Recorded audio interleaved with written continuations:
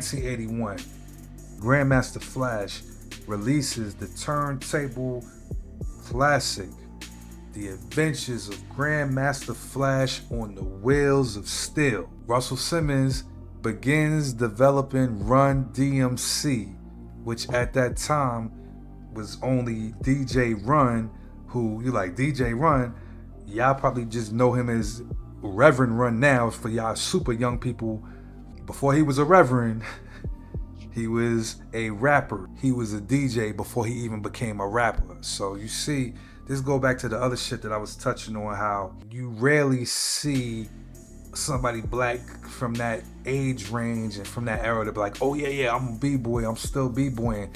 No, a lot of them cats, the brothers, was like multitask with it. Like, nigga, I MC, I dance, break dance, I DJ. Like, they was doing everything. They was living the entire culture, you know what I mean? So at some point, the dancing, it was cool, but yo, I'm about to get on this mic because I like what they saying. I got some shit to say, you feel me? Like that. Or you know, my man scratching, I want to learn how to do that too, you know what I'm saying? Because low key, we not only creating a culture, we creating an industry, we creating whole new jobs, we creating whole skill sets to get money.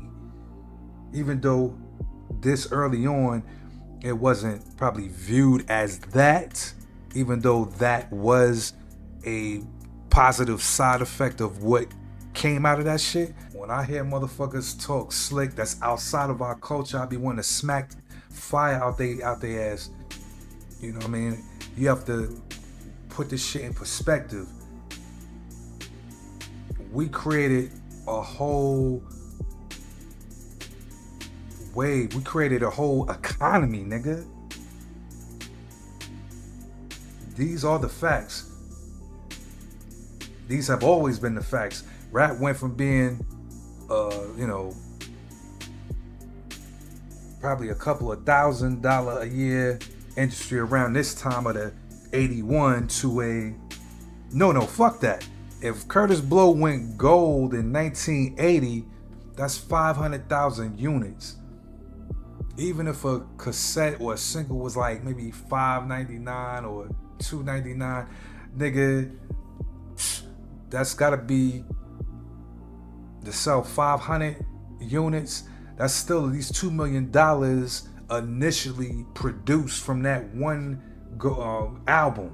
So yeah, fuck that. Even as early as 1981, rap was generating at minimum at least $2 million a year, if we just going off the fact of Curtis Blow's one gold album. We ain't even gonna count what revenue Grandmaster Flash album might have created on top of that, the Funky 4+1. And shoot, we could even go to 1979 with Sugar Hill. But you know, now that I'm talking this shit through, when I edit and come back through on the editing side, I might include revenue, sales numbers, all that fly shit, because you know, I've never let a motherfucker talk down on our culture, you know what I'm saying? But anyway, so let's go on ahead and run back through the rest of 1981. You got Run DMC being developed. Russell Simmons, low key, was like the first rap A&R. As early as 1978, he got into Curtis Blow ear and was like, instead of cool DJ Kurt, you need to be Curtis Blow, nigga. That's where you need to be. You know what I'm saying? Same thing with DJ Run and DMC, basically. Like, nah, nigga, you don't need to be DJing. I see you as a rapper. You gonna be Run, the rapper, nigga. So Russell Simmons, you starting to see his name more as we go through this timeline. He is the original rap A&R. So now, some of the albums and singles for 1981. You had Jazzy Sensation by Afrika Bambaataa and the Jazzy 5. This single was important for its early exploration of electronic sounds in hip hop, foreshadowing Bambaata's later groundbreaking work, which would be Planet Rock. So yeah, as a kid hearing all this shit, I ain't gonna lie, I thought I was in the future listening to they shit because they wasn't using traditional samples and beats. They shit was, it was like rap, but then they was also mixed in that techno electronic shit into their production, which gave it a whole other different wave. Next, you got Deuce, which was a single by Curtis Blow. Um, of course, as I already kind of mentioned, he's pretty much the rap superstar at this point in time. So there's really not much more to say. He's that dude. Next joint is this single called album called Eighth Wonder by Sugar Hill Gang.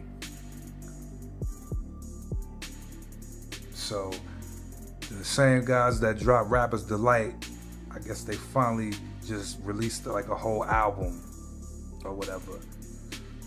So moving on, you got a next single called High Powered Rap by the Crash Crew.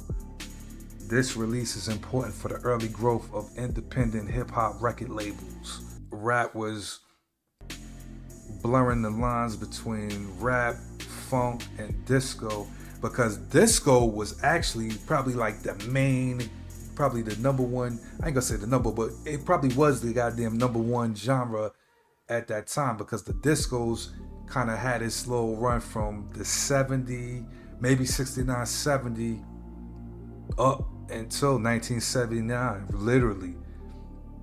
Well, not obviously, clearly not 1979. Early 80s, I give it that. 81, 82, the latest. But disco did still hit hard because it influenced a lot of shit too. So, like, if you look at one of Michael Jackson's early joints or whatever, damn, look, I can't even think of the damn song. But one of them shits is like a disco bop on it. Now I want to rock with you. When the shit comes to me, it'll come back later. But anyway, don't stop till you get, well, yeah. But there's a couple of them joints that got like disco flavor on it. You know what I'm saying? And see, motherfuckers at that time, they probably thought disco was gonna last forever and ever. That shit faded off. That's the shit that fizzled the fuck out to where it just disappeared off the map. You know what I mean?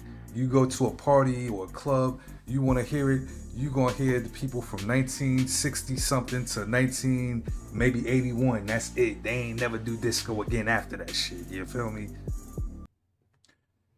We can't close out 1981 without mentioning Rapture by Blondie, which is a American, rock band. The lead singer Debbie Harris in this joint. The track Rapture has a kind of a nice little breakbeat loop that's rocking in the back. She's singing like the first half of the song, and then the second half she actually breaks out into like a little rap joint. You know what I'm saying? And after listening to it again, it was alright.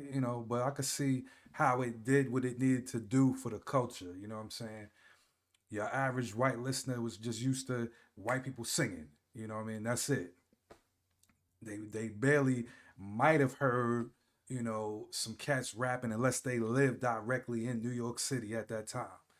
So, in a nutshell, that track exposed the rest of America and probably by default the rest of the world to the hip hop culture. In that video, you have Michael Basquiat as extra in the video, even though he's standing at the turntables or whatever for his scene. It was originally supposed to be Grandmaster Flash who was supposed to appear in that video, but because of uh, very early on label disputes, the owner of whatever label that Grandmaster Flash was on was bumping heads with the label that Blondie was on, so they didn't want him to be in that label because I guess they felt that by him being in her video, that's giving free pub to an artist on another label. I know it's bullshit now, but that's the bullshit that they were on back then. So yeah, Basquiat standing in for Grandmaster Flash.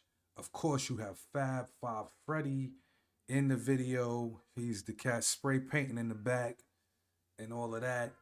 Um, it was a good look. I see why, after kind of reading through all of the different articles and documentation, why it was important. And the video, I believe, was aired on MTV. So that was the platform. That was pretty much the only platform for, music in the 80s to really, kind of be put out there like on that next bigger level. You know what I'm saying? So I think I'll wrap it up and we'll catch you next episode. All right, peace.